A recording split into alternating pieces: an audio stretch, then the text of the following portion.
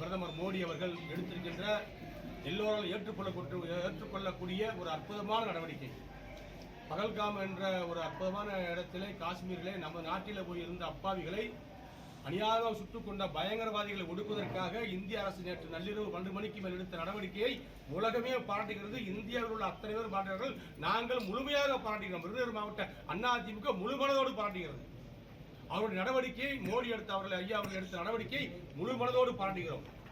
அது மட்டுமல்ல, போருக்கு இந்திய ராணுவம் எடுக்கிற நடவடிக்கைகளுக்கு பிரதமர் மோடியினுடைய கட்டளையிட்டு நடக்கின்ற நடவடிக்கைக்கு, மத்திய உள்துறை அமைச்சர் அமித்ஷாவுடைய கட்டளையிட்டு நடக்கின்ற நடவடிக்கைகளுக்கு விருதுநகர் மாவட்ட அதிமுக மேற்கு மாவட்ட அதிமுக 1000 இளைஞர்கள் எங்களுடைய எடப்பாடியார் கழக பொதுச்செயலாளர் எடப்பாடியுடைய கட்டளை ஏற்று உத்தரவு கொடுத்தால் 1000 பேர் யுத்த காலத்துக்கு சென்று துப்பாக்கி ஏந்தி போராடுவதற்கு நாங்கள் தயாராக இருக்கிறோம்.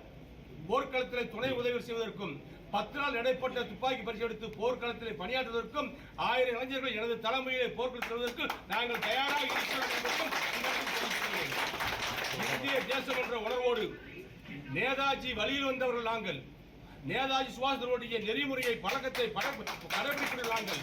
இந்திய ராணுவத்தினுடைய முழு சுதந்திர வேட்கையை தெரிந்தவர்கள் நாங்கள் என்ற காரணத்தினால் இன்றைக்கு 50 ஆண்டுகளுக்கு பின்பு இன்றைக்கு யுத்த ஒத்திகை நடக்கிறது. இன்றைக்கு யுத்தம் ஆரம்பித்திருக்கிறது. இந்த யுத்தம் பயங்கரவாதத்துக்கு எதிரான யுத்தம். இந்த யுத்தத்திலே அதிமுகவுடைய பங்களிப்பு நிச்சயம் இருக்கும். அதிமுக தேசத்தின் மீது பற்று கொண்டவர்கள் என்பதற்கு அடையாளமாக யுத்த காலத்திற்கு தேவையான சொல் இளைஞர்கள் தேவையான சொன்னால் 1000 பேர்களை விருதுநகர் மாவட்டத்திலிருந்து, சிவகாசியிலிருந்து, ராஜபாளையத்திலிருந்து, சிலித்தூரிலிருந்து, இந்த மாவட்டத்திலிருந்து அழைத்து செல்வதற்கு நான் தயாராக இருக்கிறேன்.